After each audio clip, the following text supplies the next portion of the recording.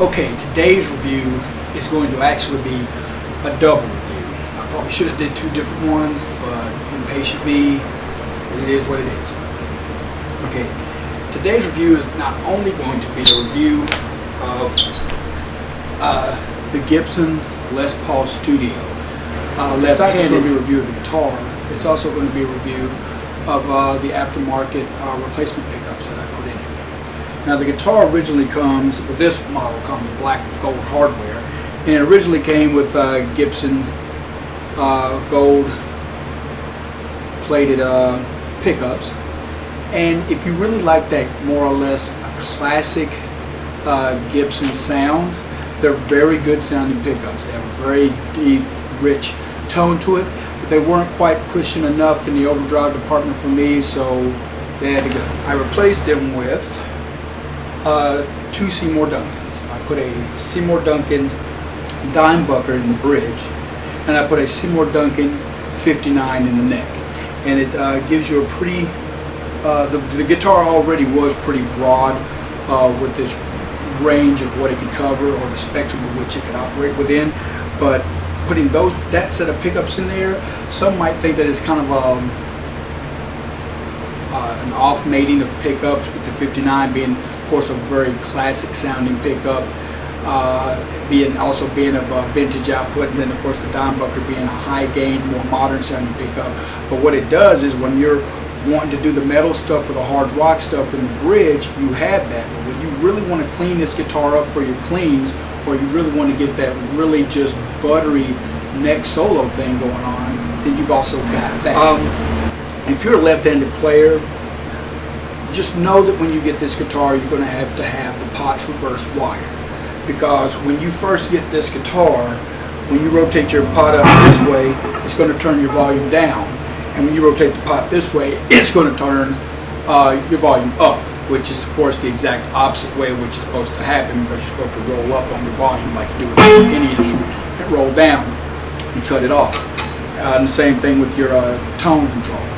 So you will have to have those rewired, but the good news is that Gibson will pick up the tab for that. Or at least they have for me the last two times that I've done it. So I mean, don't let that deter you from getting a really good instrument, because it's really an inconvenience maybe of a couple of days. Now, other than that, that is the only complaint that I have about the instrument at all. It sounds great.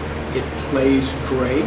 You can think of the Studio as a Les Paul minus the weight of a Les Paul standard. It's a very light guitar, not much weight-wise, which was one of the things that always turned me off of the standard. It's a standard Les Paul neck. It's a mahogany back, maple top. I'm not sure, but I'm going to say, because of the weight, that there is probably some I think there may be some chambering going on in here a little bit, because like I said, it has it's very light on the weight aspect. Gold hardware is a nice touch.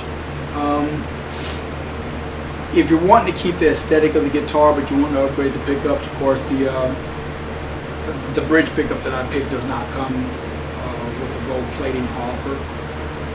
So that'll be something you'll have to struggle with. I did. All I've ever played were the Marzio pickups. So this was a first for me, going back to trying a Seymour Duncan, and I have to say, some of the things that I've said about Seymour Duncan in the past, I will have to take back.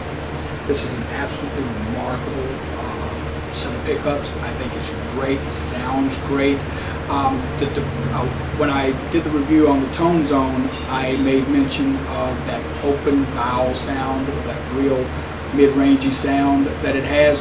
Well, you imagine this sounds like that pickup, but without the darkness. It has more highs in it, and I didn't think I would like that, but the highs actually help to clear up the tone a little bit, and to make even though the Tone Zone has good note articulation, the extra treble makes that single note articulation stand out.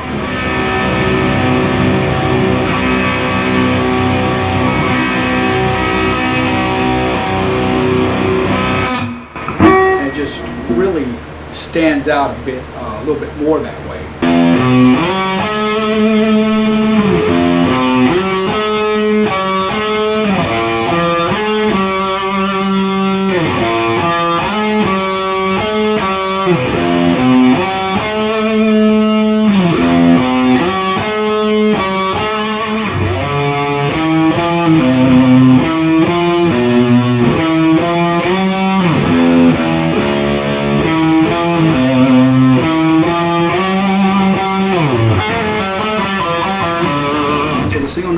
articulation is pretty good.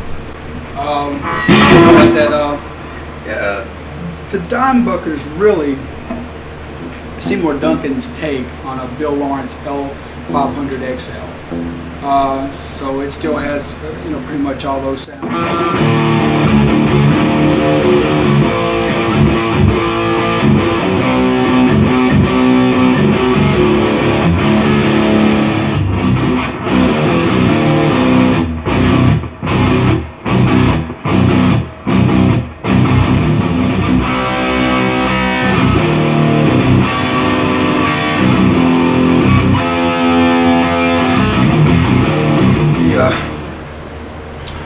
Seymour Duncan 59 has a really good sound for a clean channel.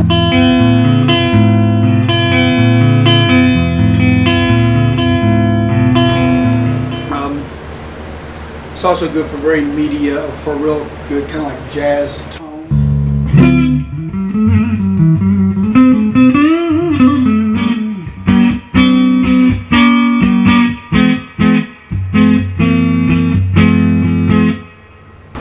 59 also has a really good distorted neck pickup lead tone.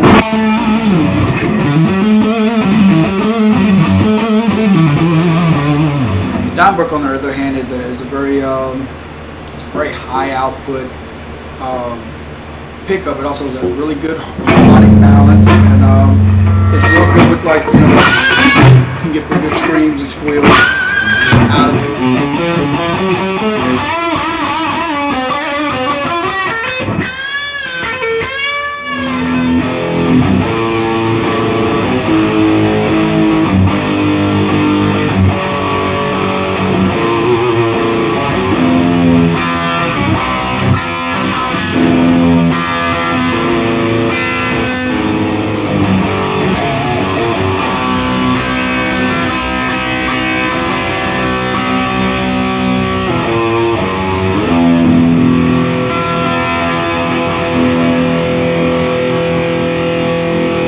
As you see, the Seymour Duncan dimebucker